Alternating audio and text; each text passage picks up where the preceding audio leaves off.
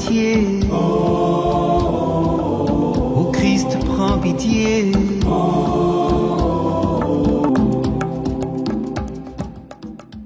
Fidèles amis de nos frères les saints, bonjour et bienvenue à vous. Nous sommes aujourd'hui le 25 mars. Nous fêtons l'Annonciation de l'ange à Marie. La fête de l'Annonciation célébrée le 25 mars commémore l'annonce faite par l'ange Gabriel à Marie de sa maternité prochaine. Le messager de Dieu l'avertit qu'elle donnera naissance à un enfant s'appelant Jésus et qu'il est le Messie attendu par le peuple juif, venu libérer Israël et restaurer le lien avec Dieu.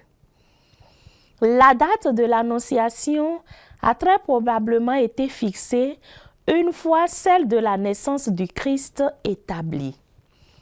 Né le 25 décembre, il était donc facile de dater sa conception divine 9 mois auparavant, au 25 mars. Le 6e mois, l'ange Gabriel fut envoyé par Dieu dans une ville de Galilée appelée Nazareth à une jeune fille vierge accordée en mariage à un homme de la maison de David appelé Joseph. Et le nom de la jeune fille était Marie. L'ange entra chez elle et dit, « Je te salue, comblée de grâce, le Seigneur est avec toi. » À cette parole, elle fut toute bouleversée et elle se demandait ce que pouvait signifier cette salutation. L'ange lui dit alors, « Sois sans crainte, Marie, car tu as trouvé grâce auprès de Dieu. Voici que tu vas concevoir et enfanter un fils. Tu lui donneras le nom de Jésus. Il sera grand, il sera appelé fils du Très-Haut.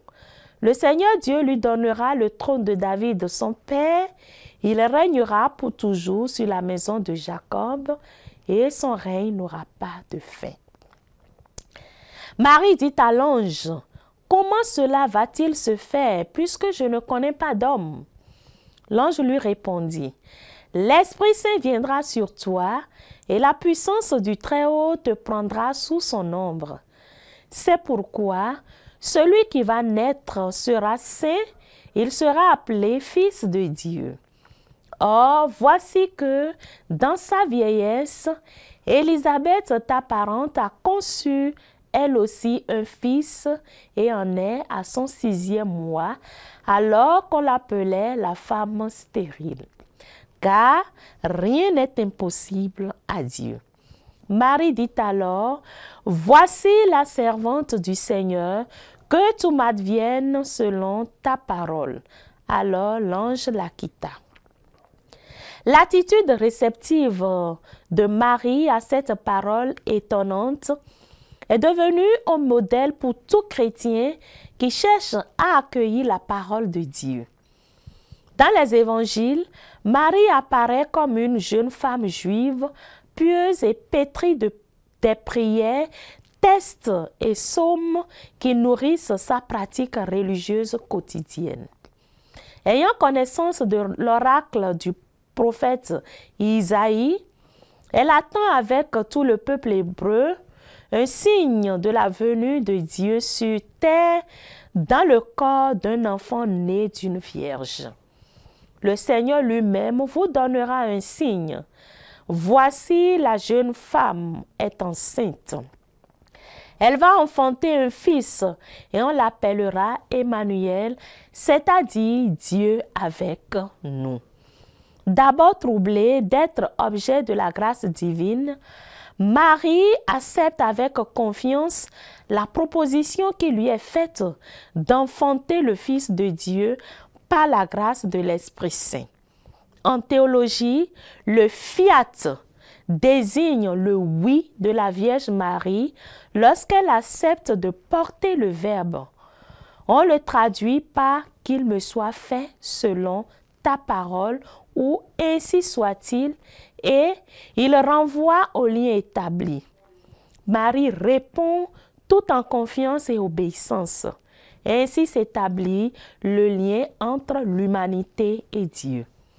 L'annonce du Messie, juste après la révélation faite par le messager angélique à Marie de l'incarnation du Messie, Marie s'empresse de rejoindre sa parente, Élisabeth, pour lui partager la nouvelle. Cette dernière, portant aussi le fruit d'une conception miraculeuse, reconnaît en Marie la mère de son Fils. Demandons à Marie de nous obtenir de son Fils Jésus la grâce de l'obéissance à sa volonté et le désir de nous mettre résolument au service de nos frères et sœurs. Quand Marie intercède, Jésus cède. Nous souhaitons bonne fête à tous ceux qui ont un motif d'action de grâce en ce jour. On se retrouve demain pour un autre numéro. Au revoir. Oh, tous les saints, priez pour nous. Oh, tous les saints, priez pour nous. Ô Seigneur, prends pitié. Ô Christ, prends pitié.